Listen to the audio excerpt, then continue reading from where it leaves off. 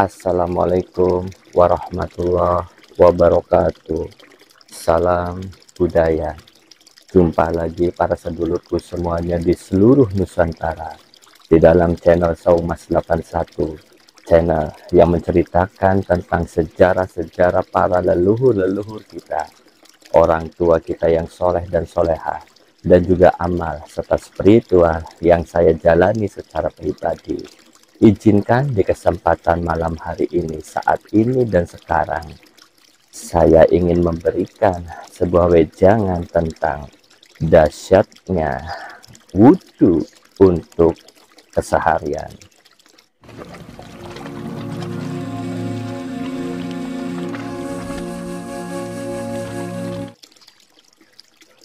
Apa kabar para sedulurku semuanya di seluruh Nusantara? Mugi-mugi para sedulur selalu diberikan kesehatan, waluyajati, lawan rahmat lan hidayah saking kersanipun Gusti Allah subhanallah wa ta'ala. Amin amin ya robbal alamin. Bagi para sedulur yang baru menemukan channel Saumas 81, selamat datang dan selamat bergabung. Dan bagi yang sudah mensubscribe, like, dan juga silaturahmi di dalam komentar dan memberikan sebuah rezekinya untuk channel Saumas 81 dengan cara mengklik kolom yang bertuliskan terima kasih, kula ucapkan matur suwun sangat, mugi-mugi rezekinya diganti oleh Gusti Allah secara berlipat-lipat, yang jauh didekatkan, yang di atas diturunkan, yang di bawah dinaikkan, dideraskan bagaikan air jam-jam yang terus mengalir tiada henti. Amin amin ya robbal alamin. Pernahkah kita memikirkan para sedulur, mengapa Allah memerintahkan umat Islam untuk berwudu sebelum melaksanakan sholat 5 waktu? Dan mengapa Rasul serta para sahabat berusaha untuk menjaga wudunya? Sebelum kita membahas itu para sedulur, yang kita akan bahas pada malam hari ini adalah menjaga wudu. Wudu di dalam arti syariat adalah bersuci, seperti yang sedulur-sedulur sudah ketahui bahwa berwudu adalah bersuci.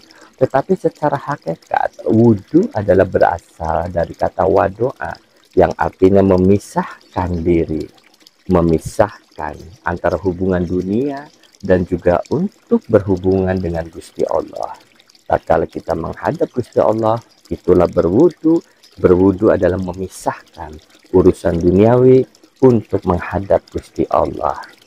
Paham ya sedulur ya? Seperti itu kira-kira untuk arti dari hakikatnya. Dalam ajaran Islam banyak hal ibadah yang terlihat sederhana, namun memiliki manfaat yang luar biasa bagi kesehatan jasmani dan rohani. Contohnya itu adalah berwudu. Dalam sufi kejawen ada istilah sembah raga puniku pakar tining wong amagang laku. Sembah ini didahului dengan bersuci yang menggunakan media air, sesucine asarana saking wareh. Kata Al-Ghazali, ada 4 tingkat untuk bersuci. 1. Membersihkan hadas dan najis yang bersifat lahiriah. Yang kedua, membersihkan anggota badan dari berbagai pelanggaran dan dosa. Yang ketiga adalah membersihkan hati dan akhlak yang tercela dan budi pekerti yang hina. Dan yang keempat adalah membersihkan hati nurani dari apa yang selain Allah. Kanjeng Nabi Muhammad SAW bersabda, wajah orang yang berwudu itu akan senantiasa bercahaya. Rasulullah akan mengenali nanti diri kita pada hari kiamat dari wudunya itu. Karena Kanjeng mengenali kita dari muka yang bercahaya dan kaki yang bercahaya. sesuai hadisnya yang berbunyi, umatku nanti kelak pada hari kiamat bercahaya muka dan kakinya karena bekas wudhu. Subhanallah.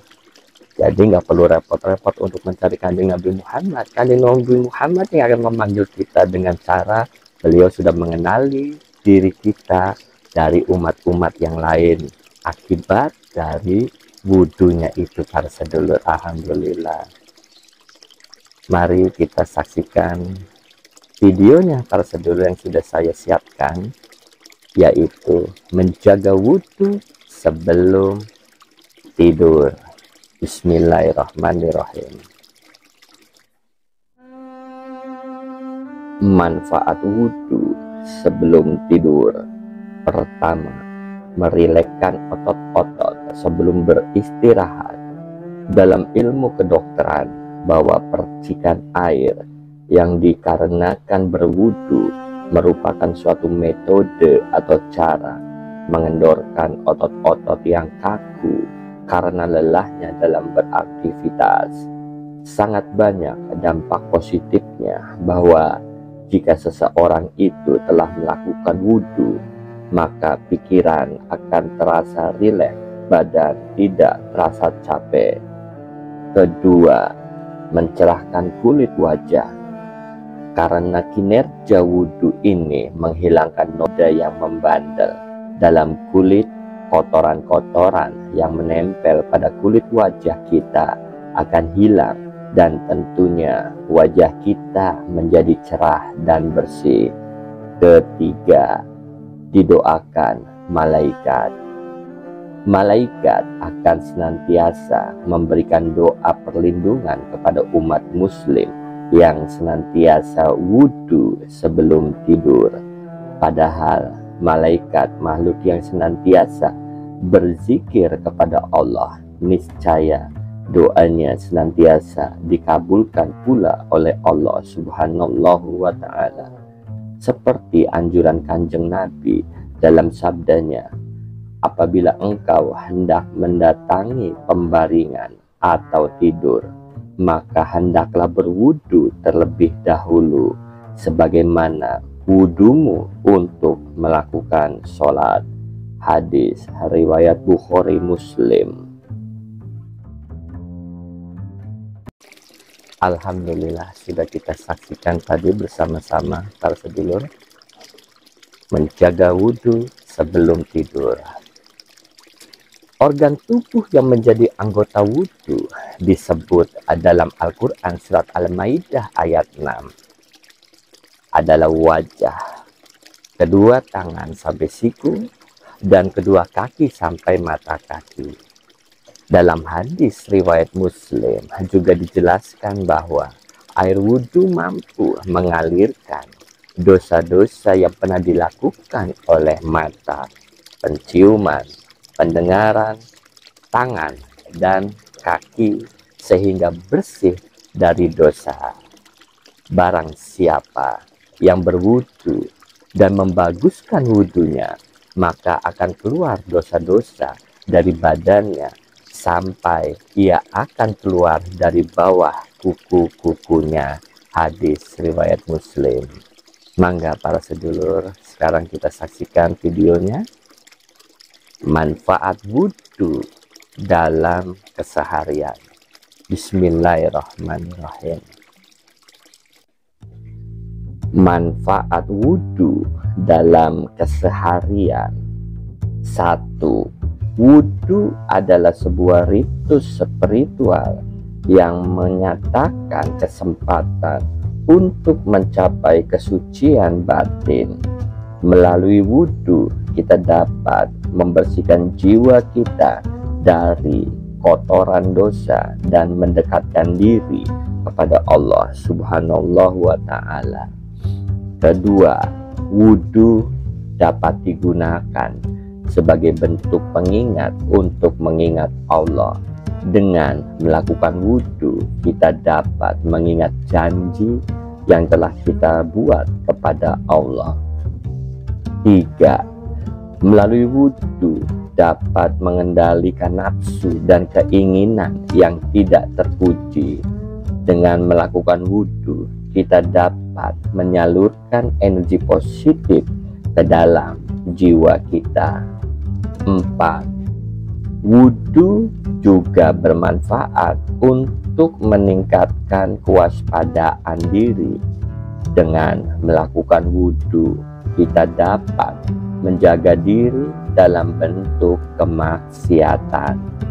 5. Dengan berwudhu, kita dapat mengubah sikap dan perilaku yang tidak baik menjadi sikap dan perilaku yang lebih baik.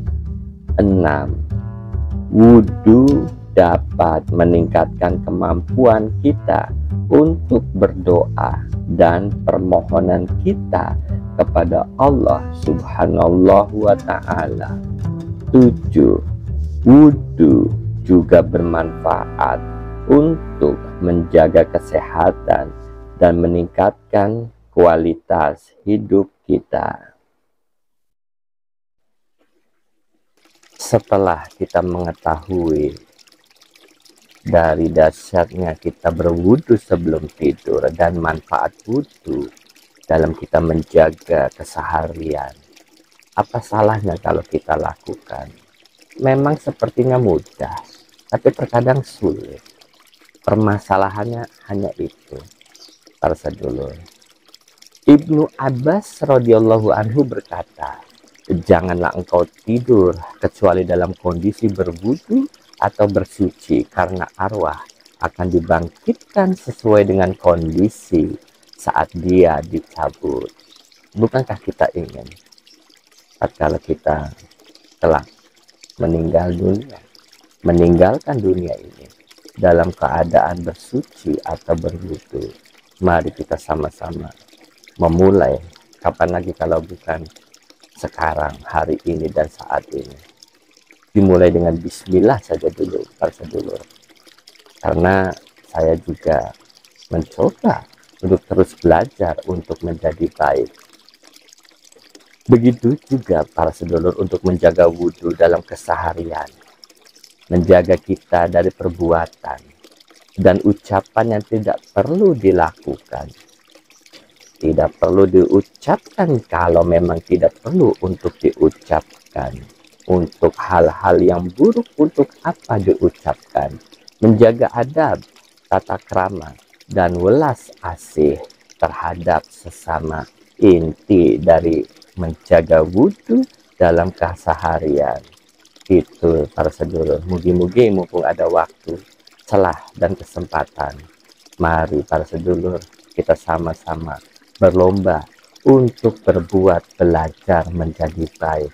Insya Allah, moga-moga Allah meridhoi. Amin, amin ya robbal alamin. Itu saja para sedulur yang bisa saya berikan di kesempatan pertemuan kali ini. Mudah-mudahan di pertemuan selanjutnya kita bisa bertemu kembali. Amin, amin ya robbal alamin. Bagi para sedulur yang sudah mensubscribe, like, share, atau bahkan memberikan rezekinya kepada Saumas dengan cara mengklik tombol yang bertuliskan terima kasih, pula ucapkan matur kesuwun sangat. Mugi-mugi kebaikan-kebaikan di dunia dan di akhirat para sedulur dapatkan. Amin, amin ya robbal alamin. Kula mohon ampura jika dalam penyampaian ada salah muna lan muni. Kula mohon ampura sedalam-dalamnya. Assalamualaikum warahmatullahi wabarakatuh. Salam budaya.